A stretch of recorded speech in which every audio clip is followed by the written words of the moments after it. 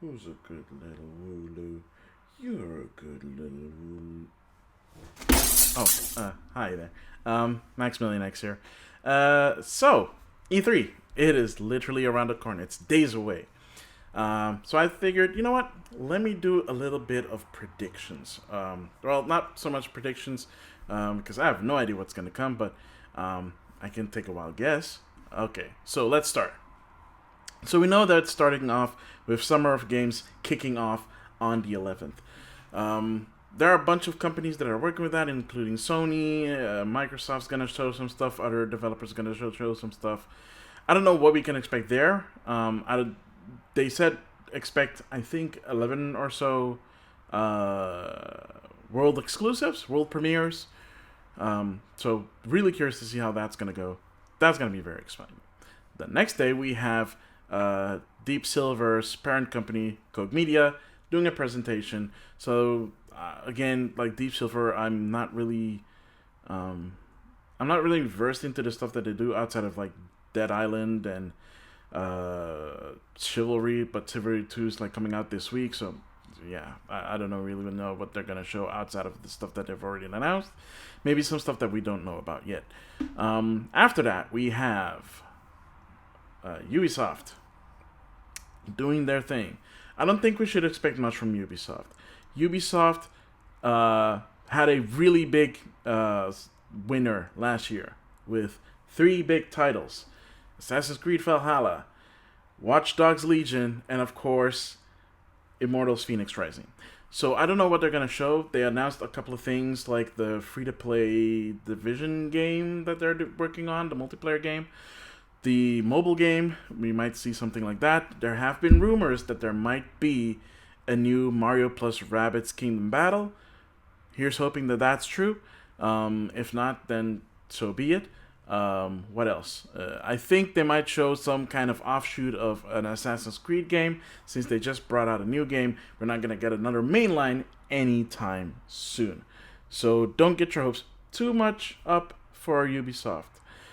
Next, we have Microsoft. I'm just hitting the big ones right now, because everything else is kind of in that nebulous thing, and that anything can happen. So Microsoft, cool. Let's go. Microsoft and Bethesda actually. So that's going to be very interesting to see. I think they're going to put a lot of emphasis on xCloud. It's still in beta for the most part.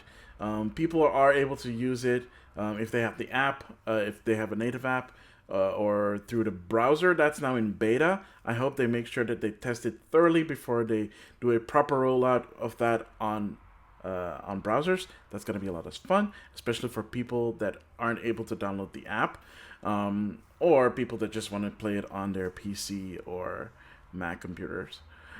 So that is Xbox. Also expect a lot of things from Bethesda, of course. We'll probably, hopefully, see something about Halo Infinite.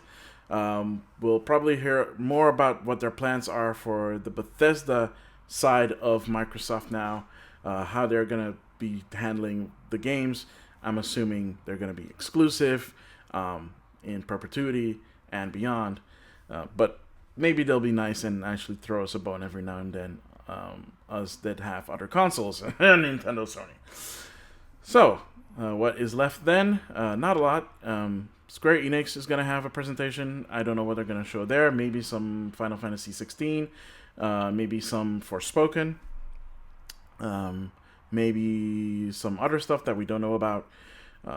It's not going to be a long presentation, so look out for that.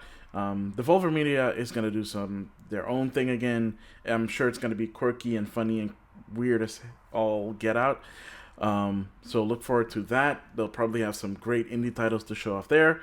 Then, of course, on the last day, we have Nintendo. And Nintendo, I am looking forward to the most, because they're going to have a lot of games.